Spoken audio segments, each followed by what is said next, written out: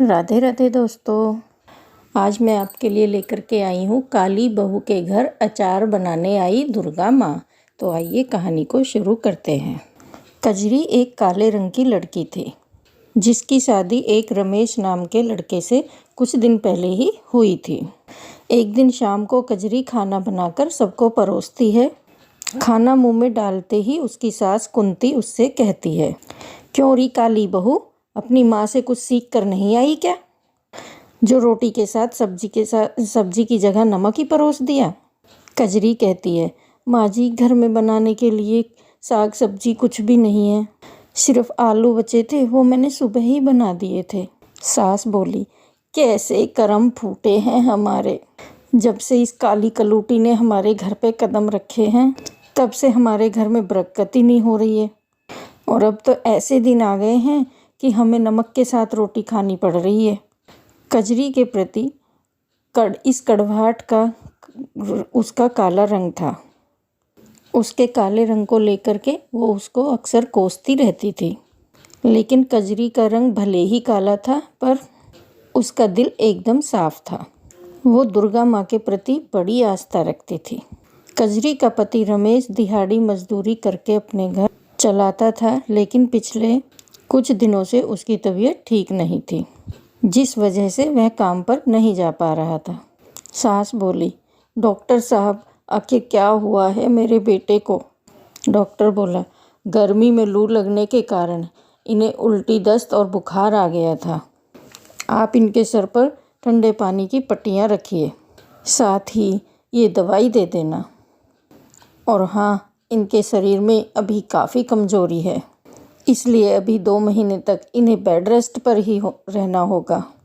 ये सुनकर कजरी का मन बड़ी ही उलझन में फंस गया और वो सोचने लगी, जब तक रमेश जी ठीक नहीं हो जाते, जब तक मुझे ही कुछ ना कुछ काम करके इस गृहस्थी को चलाना होगा।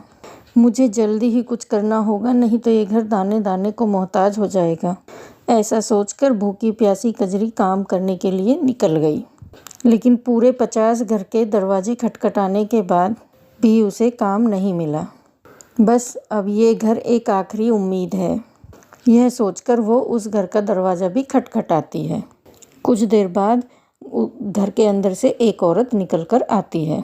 कजरी कहती है, मालकिन मैं सुबह से काम की तलाश में निकली हूँ, लेकिन मुझे कोई भी काम देने को तैयार नहीं है। मुझे काम की बहुत ज़रूरत है, प्लीज़ मुझे काम दे दीजिए। देखो मेरे घर पर काम वाली बाई लगी हुई है, लेकिन हाँ, अगर तुम बाज़ार से जाकर मेरे लिए कुछ सामान ले आओ तो मैं उसके बदले में तुम्हें 100 रुपये दे दूँगी। वो क्या है ना कि मुझसे तो धूप की वजह से बाहर निकला ही नहीं जाता। हाँ मालकिन, आप बता दीजिए, मैं सामान ले आऊँगी। कजरी बाज़ार से सामान लाकर उस औरत को दे देती है और साथ ही वो औरत उसे 100 रुपये दे देती है, जिससे कजरी घर के लिए आटा दाल चावल लेती है। लेकिन सब्जियों के दाम सुनकर वो चौंक जाती है।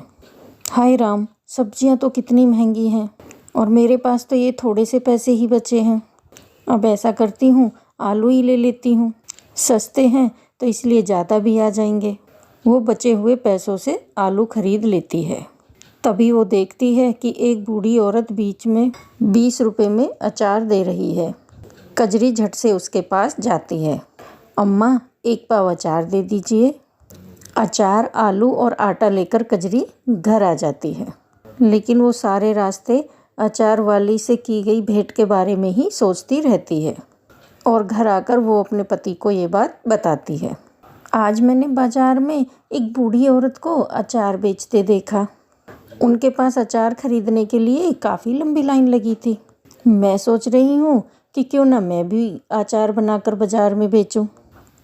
बात तो ठीक है, लेकिन अचार बनाने के लिए जो सामान चाहिए उसके लिए तुम्हारे पास पैसे आएंगे कहाँ से? मैं बंसी काका से कुछ पैसे उधार ले लूँगी और जैसे ही मेरे पास पैसे आएंगे मैं उन्हें लौटा दूँगी।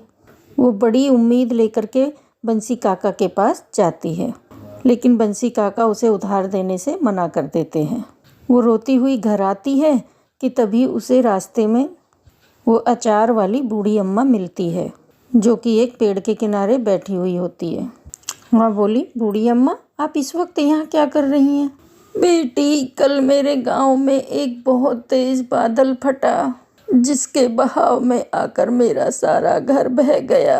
अब मेरे पास कुछ भी नहीं है। अम्मा, लेकिन आज भी मौसम खराब है, बारिश आने वाली है, आप ऐसे में कहाँ जाओगी? आप एक काम करिए, आप मेरे साथ मेरे घर चलिए। उस रात वो बूढ़ी अम्मा कजरी के घर ही रुकती है। फिर अगले दिन वह बूढ़ी अम्मा वहाँ से जाने लगती है तो कजरी उससे बोलती है, अम्मा, आप इस उम्र में कहाँ जाएंगी? जब तक आपके रहने का कोई ठिकाना नहीं हो जाता, आप यहीं हमारे साथ ही रहिए। वो बूढ़ी अम्मा मान जाती है। फिर कजरी ने उनके सामने अचार बनाने की बात बताई। बूढ़ी अम्मा बोली, तो बेटा, तूने मुझे पहले क्यों नहीं बताया? ये ले, मेरे पास कुछ पैसे हैं, तू इनसे अचार बनाने का सामान ले आ। कजरी उन पैसों से अचार बनाने का सामान लेकर घर आती है। दोनों मिलकर के बड़ा ही स्वादिष्ट अचार बनाती हैं। अम्मा, वैसे आपने मुझे अभी तक अपना नाम नहीं बताया। वैसे तो बेटी मेरा नाम भवानी है, लेकिन मुझे लोग कई नामों से बुलाते हैं। कुछ तो मुझे दुर्गा भी कहते हैं। ये सुनकर कजरी सोच में पड़ जाती है। अगले दिन कजरी दुर्गा माँ के सामने मत्था टेक कर बूढ़ी अम्मा के साथ अचार बेचने बाजार जाती है। कुछ ही देर में उसके पास लोगों की भीड़ लग जाती है। मुझे 2 किलो अचार दे दो, मेरी बहू पेट से है, उसका बड़ा मन करता है अचार खाने को। और मुझे 3 किलो।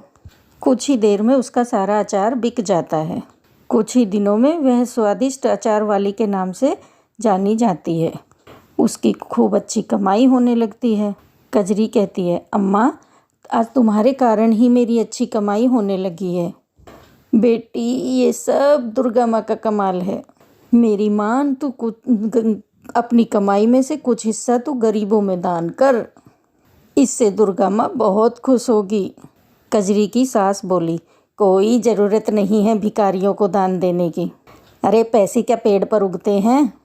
और ओ बुढ़िया, जल्दी से अपना बोरिया बिस्तरा यहाँ से बांध ले। अब तुझे हम इस घर में और मुफ्त की रोटियाँ नहीं तोड़ने देंगे। अगले दिन जब कजरी सोकर उठी तो उसने देखा कि बूढ़ी अम्मा घर में नहीं है। अम्मा, अम्मा, कहाँ चली गई आप? लगता है माँ जी की बातों ने उन्हें यहाँ से जाने पर मजबूर कर दिया। पीछे कुछ दिनों में कजरी का उस बूढ़ी अम्मा से खूब लगाव हो गया था। उनके जाने के गम में वो काफ़ी दुखी थी। फिर वो अपनी सास के खिलाफ जाकर मंदिर जाकर गरीबों को दान देती है। यह देखकर उसकी सास दुर्गा माँ के मंदिर में ही डंडा लेकर उसकी पिटाई करती है। 4 पैसे क्या कमाने लग गई, तेरा तो दिमाग ही चढ़ गया है। अपनी सास की बातों को अनसुना करेगी, तेरी इतनी हिम्मत। कजरी रोते रोते कहती है, हे माँ दुर्गा, मुझे बचा लो, हे माँ दुर्गा, मुझे बचा लो। तभी दुर्गा माँ की मूर्ति से वह बूढ़ी अम्मा बाहर निकलती है और दुर्गा माँ का रूप धारण करके कुंती से कहती हैं, कुंती देवी, तुमने मेरी भक्त पर जुल्म किए हैं। तुम्हारे पापों का घड़ा अब भर चुका है, अब तुम्हारा अंत तय है। कुंती बोली, माँ, मुझे माफ़ कर दो। मैं नहीं जानती थी कि वो बूढ़ी अम्मा आप ही हैं। अब से मैं कजरी को कभी नहीं सताऊंगी। कजरी बोली, हाँ माँ, इन्हें क्षमा कर दीजिए। कजरी, सिर्फ तुम्हारे कहने पर मैं इसे माफ़ कर रही हूँ। कजरी, तुम्हारी भक्ति से मैं बहुत प्रसन्न हूँ। अब तुम अपने अचार के इस व्यापार को मेरे नाम से चलाओ, देखना यह तुम्हें खूब फलेगा और तुम खूब तरक्की करोगी, ये मेरा आशीर्वाद है। इतना कहकर दुर्गा माँ अंतर्ध्यान हो जाती हैं। कजरी दुर्गा माँ के नाम से अचार बेचने लगती है। कुछ ही महीनों में उसकी खूब कमाई होने लगती है और वो खुद की एक बहुत बड़ी सी दुकान खोल लेती है, जिससे उसे खूब कमाई होती है। साथ ही अब रमेश भी पूरी तरह ठीक हो चुका था। अब वो भी कजरी के साथ मिलकर दुकान चलाने लगा।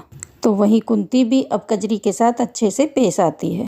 तो दोस्तों, कैसी लगी आपको मेरी कहानी? अगर कहानी अच्छी लगी है तो कमेंट बॉक्स में जय लक्ष्मी माँ की ज़रूर लिखना और लक्ष्मी माता के लिए एक लाइक ज़रूर करना और चैनल पर नए हैं तो चैनल को सब्सक्राइब करना। धन्यवाद।